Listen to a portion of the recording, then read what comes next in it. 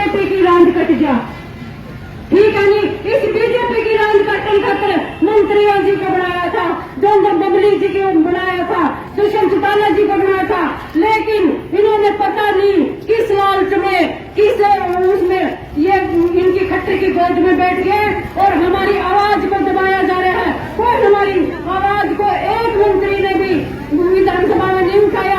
मेरी आशा वर्कर बहन सड़कों पे है, वो क्या मांग रही है, उनको कम से कम पूछ तो लो भाई आप क्यों बैठी हो, क्या आपकी मांग है, क्या आपकी मांग जायज है नाजायज है, उसके बारे में डिस्कस करो।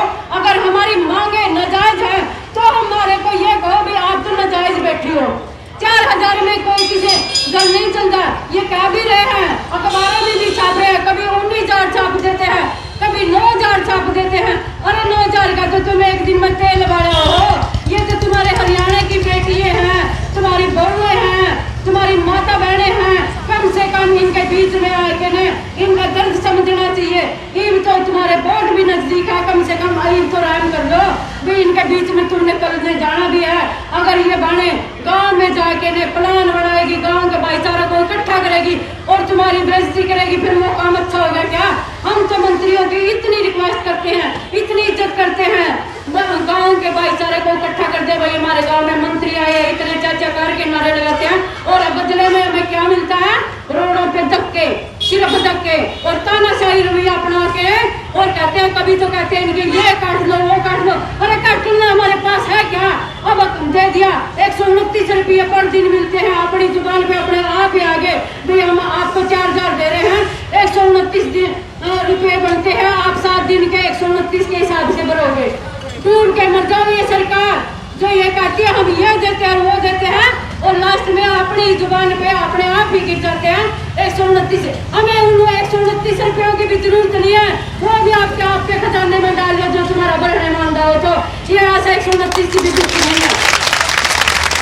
लेकिन इतना जरूर आपने सोचना चाहिए भाई इनकी मांग जायज है या नाजायज है, इनको क्यों कौन सी दुश्मनाई बरत रहे हैं अपने साथ में? ऐसा क्या गुनाह कर दिया सरकार का?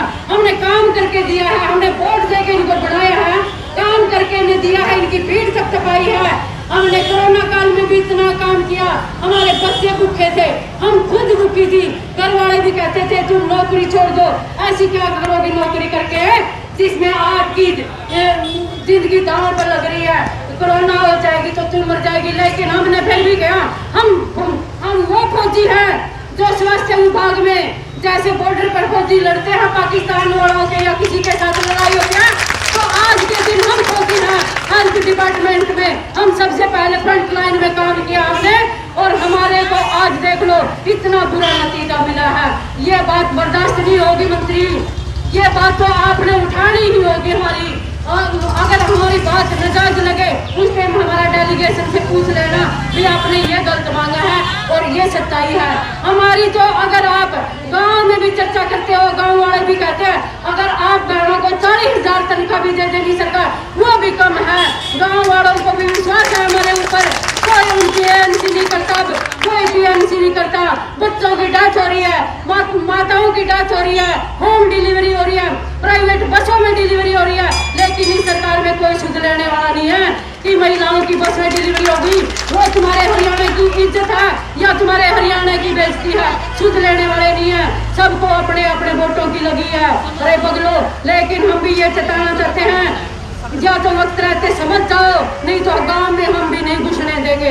जैसी हमारी इज्जत करोगे वैसी ही हम दुगनी इज्जत करके देंगे। पत्नी जी को समर्थन देते हैं, अगर हमारी मांग आप उठाओगे तो दोबारा सत्ता में लाने का काम करेंगे, अगर नहीं तो हमारी आवाज उठाओगे तो हमने भी ठेका नहीं ले रखा भाई, हमें भी बहुत दुखी हो रही है। हाँ आशा बहने जिंदाबाद जिंदाबाद जिंदाबाद, आशा बहने जिंदाबाद जिंदाबाद जिंदाबाद। हॉस्पिटल में डॉक्टर भी नहीं मिलते।